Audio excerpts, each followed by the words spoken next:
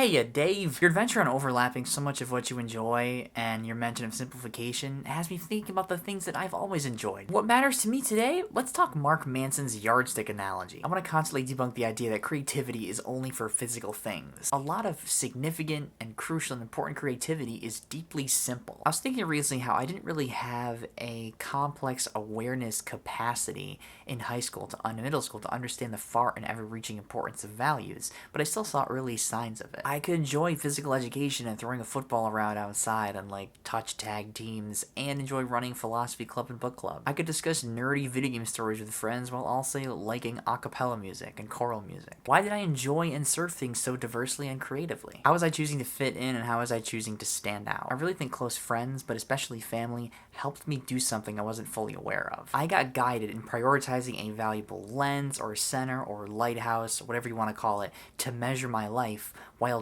disregarding the other ones that were surface level and not as important. That's why my friend group was small but very dynamic. Here's what Mark Manson says. The way that you measure yourself is how you measure others and how you assume others measure you. Ding, ding, ding, ding, ding, ding. The yardstick we use for ourselves is the yardstick we use for the world. If I only cared about grades, I would measure the importance in me caring about others only if they cared about what I cared about. I would choose to hang out with people from what I most prioritize. Of course, because schools are just places where people fill, this dynamic can happen outside of high school. This dynamic happens everywhere. It's just obvious in school because first, that's the earliest thing that happens, and second, it's filled with people all the time. I made a video once called Awareness is the Greatest Agent for Change, and ultimately, I think this is what it comes down to. This comes down to awareness of the yardstick, or whatever metaphor you want to think of that's chosen. People make the choice to swim with the fishes or swim against them, whether or not they actually decide to. We all gotta choose something. The values that we choose may not be as important as whether or not we choose to be on manual or autopilot in this. It's a tug of war between choosing one's yardstick based on one's own values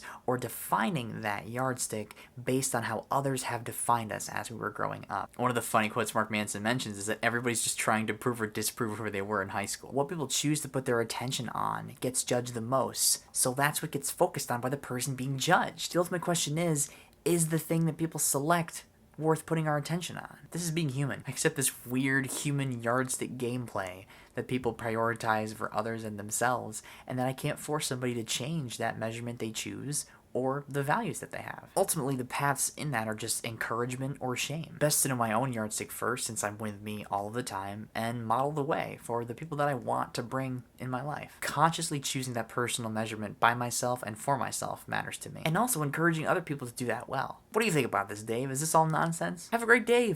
I'll see you on Thursday.